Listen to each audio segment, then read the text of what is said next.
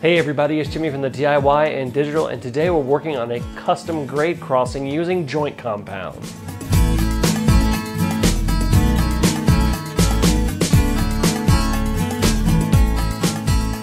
Welcome back everybody. First of all, if you haven't already, go ahead and hit that subscribe button, hit that like button, hit that bell icon so that you don't miss any updates like this video. So today we're working on another version of a custom grade crossing for Kato Unitrack. This tutorial does apply to more than just Kato Unitrack.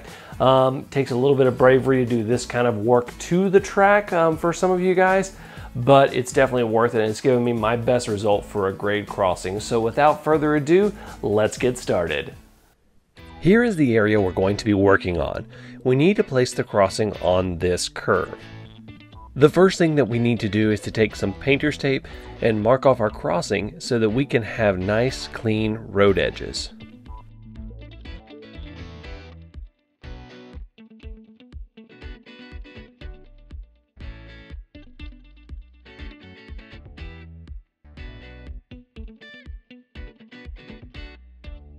We then begin spreading the joint compound over the crossing area. When we spread the compound over the track, it's very important that we use the spreader to clear out all of the compound that is actually over the tops of the rails, so that the tops of the rails are exposed.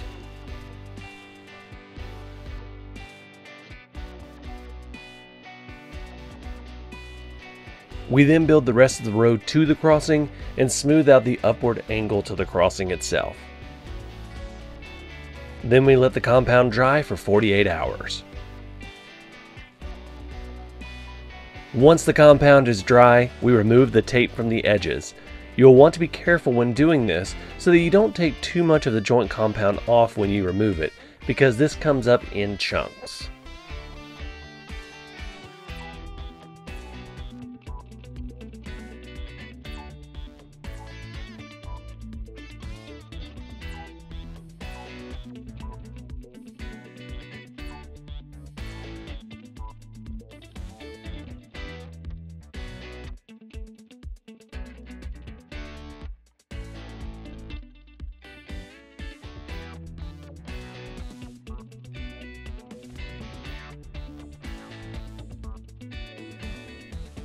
As you can see, we've already got a great base for our crossing.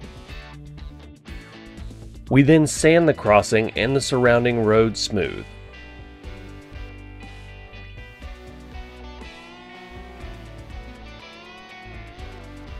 Next, we need to cut out a groove for the locomotive and rolling stock wheels to go through across the crossing. We use a utility knife to cut this groove. You want to make this as narrow as possible for clearance.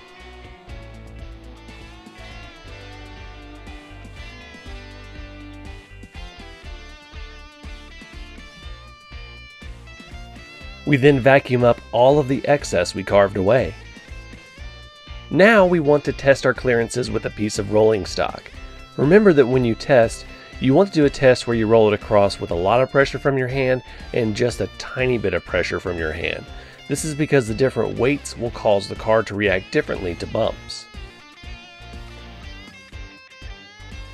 Now it's time for paint. I use an airbrush with a mixture of black and gray paint. You can also use a painting sponge to achieve a similar result.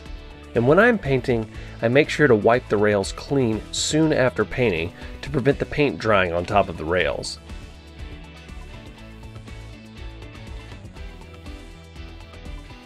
I then use a brush to do a little bit of touch-up.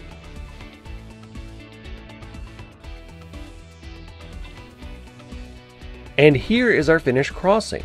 I've still left some of the paint off that I took off when I was cleaning the rails so that I can come back and do any weathering that I want to do. Now, it's time to test it with a locomotive.